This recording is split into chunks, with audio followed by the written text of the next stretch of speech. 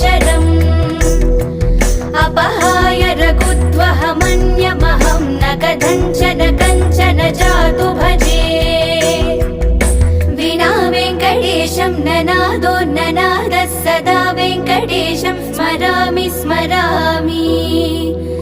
हरे वेङ्कटेश प्रसीद प्रसीद प्रियं वेङ्कटेश प्रयच्छ प्रयच्छ अहं दूरदस्ते पदाम्भोजयुग्म प्रणामेच्छयागत्य सेवां करोमि सकृत्सेवया नित्यसेवाफलं त्वं प्रयच्छ प्रयच्छ प्रभो वेङ्कटेश